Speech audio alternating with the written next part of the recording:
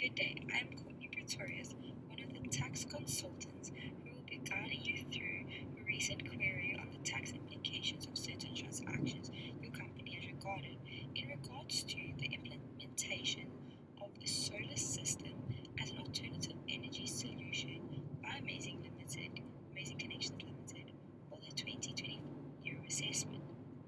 My colleagues and I hope that we could be of an assistance and help you gain better understanding of the tax requirements for your company.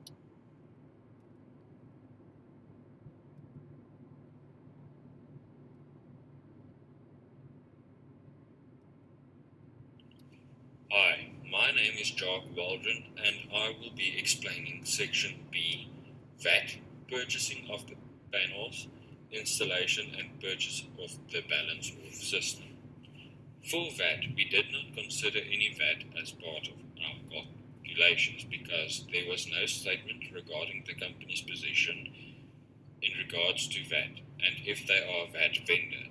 The inquiry did also not state if we needed to take VAT into account. The current VAT rate is 15%, and if we needed to consider VAT, the calculations of our opinion would not be accurate.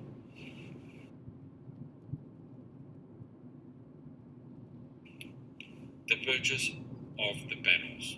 In terms of Section 12 Cap B of the Income Tax Act, a deduction in respect of certain machinery, plant, implements, utensils, and articles used in the production of renewable energy which was brought into use for the first time by the taxpayer in production of income.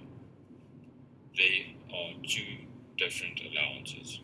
The one allowance is for less than 1 megawatt and the other allowance is for more than 1 megawatt. The allowance for less than 1 megawatt is 100% of the cost of the installation or the renewable energy generator. The Section 12 Cap B subsection 2A allowance is for more than producing 1 megawatt. In this case, we produce 18 megawatts of power per year. In the first year, the allowance will be 50% of the cost, second year 30% of the cost, and the third year 20% of the cost. If the panels were brought into use in the 2024 year of assessment, the allowance for the 2024 year of assessment will be 120 million times 50%, which is 60 million rand as an allowance or deduction in the 2024 year of assessment. 2025, the allowance will be 36 million. 2026, the allowance will be 24 million.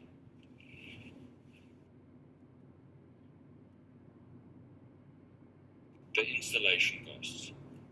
We capitalized the installation costs to the costs of the asset, as it is directly needed for the asset to be used. We used Section 12 Cap B subsection 2A to calculate our allowance. For 2024, 75 million times 50%, which gives you 37,500,000 as the allowance for 2024. 2025, the allowance will be 22,500,000. 2026, the allowance will be 15 million.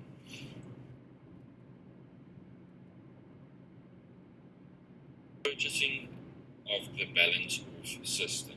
The balance of system is a crucial part of the solar, and the solar system cannot work without it. We treated the balance of system the same as the solar panels, as it is dependent on one another.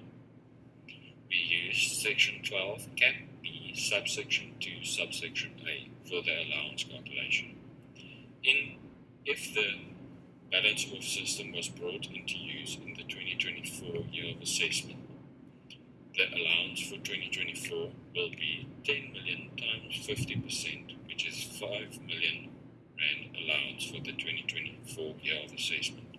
For 2025, the allowance would be 3 million For 2026, the allowance will be 2 million. Thanks for your time. I will be handing you to my colleague. The cost incurred for obtaining the permit is not deductible for tax purposes.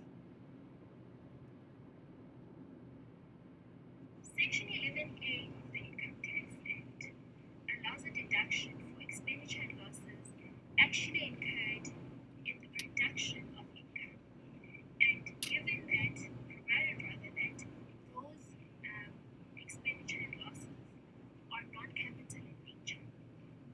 So the cost of inspection and feasibility analysis will not be allowed as a deduction, as it is not in the production of income, but rather it is research costs, and research costs are typically not in line with the cost of the asset, but rather occur before the asset is acquired.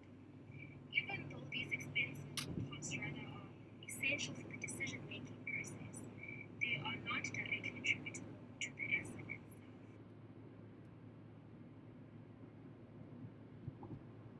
Expenditure actually incurred during the year of assessment on repairs of property occupied for the purposes of trade, or in respect of which income is derived, is deductible according to Section 11D of the Income Tax Act.